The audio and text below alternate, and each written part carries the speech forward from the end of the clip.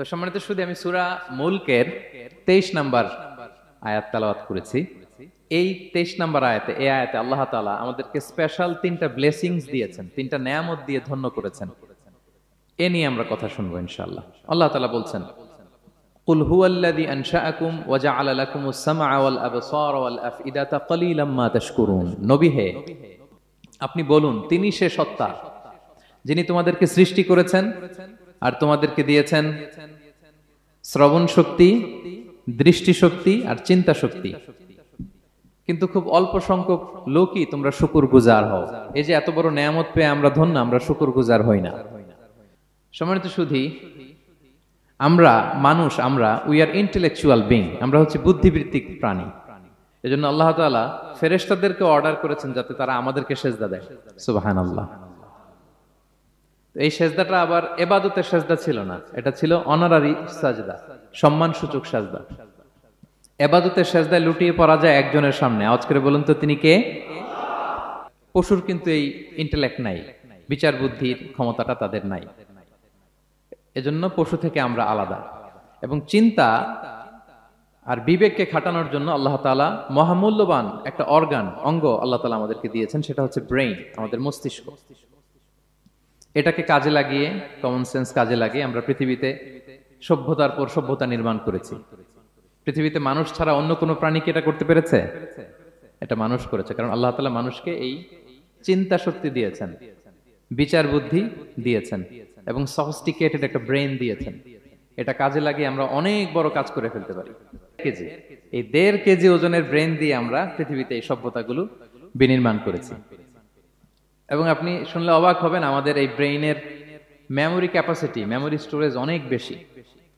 বিজ্ঞানীরা গবেষণা করে ওনারা জানিয়েছেন যে আমাদের হিউম্যান ব্রেইনের মেমোরি হচ্ছে 2.5 পেটাবাইটস।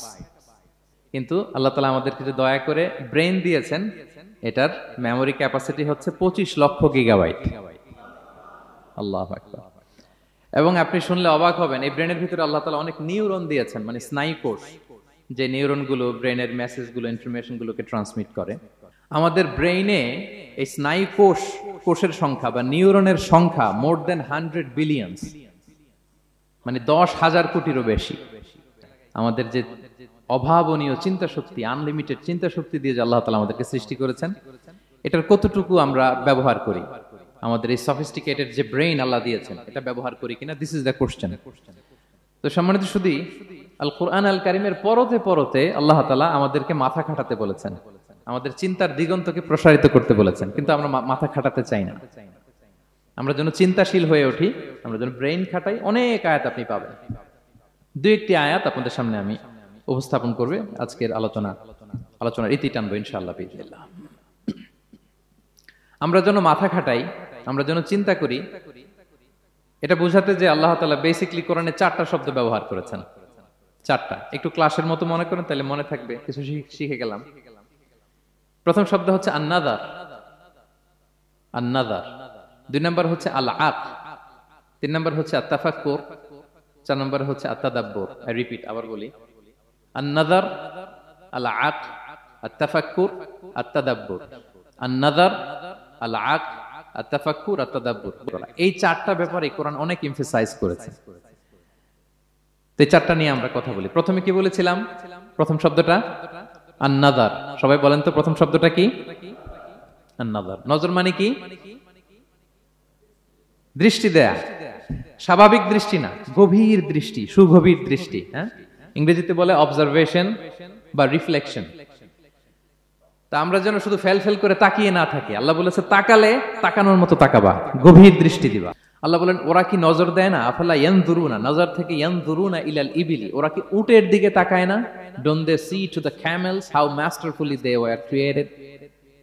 হ্যাঁ, তারা কি উটের দিকে তাকায় না কিভাবে উটকে সৃষ্টি করেছি? তারা কি আকাশের দিকে তাকায় না খুঁটিবিহীন বিশাল আকাশকে কেমন করে বানালাম? তারা কি পাহাড়ের দিকে তাকায় না কিভাবে পাহাড়কে ফার্মলি সেট করা হলো পৃথিবীর সাথে? তারা কি জমিনের দিকে তাকায় না কিভাবে জমিনটাকে বিস্তীর্ণ করে দেয়া হয়েছে? তো এই 4টা কথা আল্লাহ বললেন। রাসূল সাল্লাল্লাহু আলাইহি ওয়াসাল্লাম যখন মক্কার কুরাইশদেরকে তাওহীদ, রিসালাত, আখিরাতের দাওয়াত দিচ্ছিল, তারা এই দাওয়াতকে প্রত্যাখ্যান করলো, তারা মানছে না। কারণ কুরাইশরা ছিল কোরআনের প্রাইমারি অডিয়েন্স, যদিও কোরআন সবার জন্য এসেছে। তো আল্লাহ বললেন আফালা ইয়ানজুরুনা ইলাল ইবিলি কাইফা খুলিকাত, ওরা কি উটের দিকে তাকায় না? উট দেখার জন্য তো ওদের চিড়িয়াখানায় যাওয়া লাগবে না, অথবা মক্কার কুরাইশদের চায়নাতেও যাওয়া লাগবে না, কারণ উট তো ওদের গৃহপালিত প্রাণী, ঠিক কি না? ঘরে ঘরে আরব দেশে উট আছে না নাই? আছে, তো উটের দিকে তাকায় না। সম্মানিত শুধু উটের কথা আল্লাহ কেন বললেন? কুরাইশদেরকে উটের কথা বললেন এজন্য, উট হচ্ছে এমন আজীব একটা প্রাণী যেটা প্রাণী বিজ্ঞানীদেরকে হয়রান করে দিয়েছে। আল্লাহু আকবার, আপনি অবাক হবেন উটের যে ফিচার আল্লাহ তাআলা দিয়েছেন। মক্কার লোকেরা উটের গোশত খাইতো, উটের দুধ খাইতো, উটের চামড়া দিয়ে দ্য ফাইনেস্ট লেদার, দামি লেদার তারা বানাতো। উটের উপর মাল নিয়ে বোঝাই করে মরুভূমি এক প্রান্ত থেকে আরেক প্রান্তে পাড়ি দিত, নিজেরা উটের উপর রাইডিং করত। এবং উট হচ্ছে এমন প্রাণী যেটা একসাথে 1 মাস না খেয়ে বেঁচে থাকতে পারে।